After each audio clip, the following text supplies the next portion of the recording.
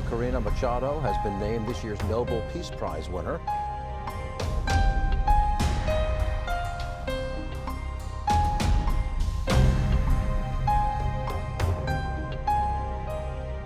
Nobel শান্তি পুরস্কার, যার সঙ্গে শান্তি শব্দটি ওতপ্রোতভাবে জড়িত, সেই পুরস্কার নিয়ে এবার তৈরি হয়েছে বড় আইনি বিতর্ক। উইকিলিক্সের প্রতিষ্ঠাতা জুলিয়ান অ্যাসাঞ্জ সুইডেনের নোবেল ফাউন্ডেশনের বিরুদ্ধে একটি ফৌজদারি অভিযোগ দায়ের করেছেন। তার অভিযোগের মূল বিষয় ভেনিজুয়েলার বিরোধী নেত্রী মারিয়া করিনা মাচাদোকে শান্তিতে নোবেল দেওয়ার সিদ্ধান্ত। অ্যাসাঞ্জের দাবি, এই সিদ্ধান্ত নোবেল তহবিলের চরম অপব্যবহার এবং সুইডিশ আইনের দৃষ্টিতে এটি যুদ্ধাপরাধ ও মানবতাবিরোধী অপরাধের সহায়তার শামিল হতে পারে। অভিযোগপত্রে অ্যাসাঞ্জ বলেন, শান্তির প্রতীক হিসেবে প্রতিষ্ঠিত নোবেল পুরস্কারকে এই সিদ্ধান্তের মাধ্যমে কার্যত যুদ্ধের হাতিয়ারে পরিণত করা হয়েছে। তিনি মাচাদোর জন্য বরাদ্দ 1,10,00,000 সুইডিশ ক্রোনা হস্তান্তর স্থগিতের আবেদন জানিয়েছেন। একই সঙ্গে নোবেল ফাউন্ডেশনের শীর্ষ নেতৃত্ব সহ সংশ্লিষ্ট প্রায় 30 জনের বিরুদ্ধে তহবিল অপব্যবহার, আগ্রাসী অপরাধ এবং যুদ্ধাপরাধে অর্থায়নের অভিযোগ তুলেছেন। ফলে বিষয়টি নৈতিক বিতর্কের গণ্ডি ছাড়িয়ে স্পষ্ট আইনি জটিলতার দিকে যাচ্ছে।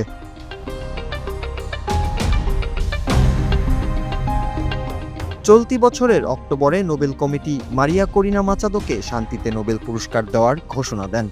কমিটির বক্তব্য ছিল, ভেনিজুয়েলায় গণতান্ত্রিক অধিকার প্রতিষ্ঠা এবং স্বৈরতন্ত্র থেকে শান্তিপূর্ণ গণতান্ত্রিক রূপান্তরে তার ভূমিকা। তবে ঘোষণার পর থেকেই বিতর্ক দানা বাঁধে। গাজায় চলমান ইসরায়েলি সামরিক অভিযানের প্রতি মাচাদোর প্রকাশ্য সমর্থন, ইসরায়েলের প্রধানমন্ত্রী বেনিয়ামিন নেতানিয়াহুর সঙ্গে ফোনালাপ এবং ক্ষমতায় গেলে ভেনিজুয়েলার দূতাবাস জেরুজালেমে স্থানান্তরের অঙ্গীকার, সব মিলিয়ে তার শান্তির অবস্থান নিয়ে প্রশ্ন জোরালো হয়।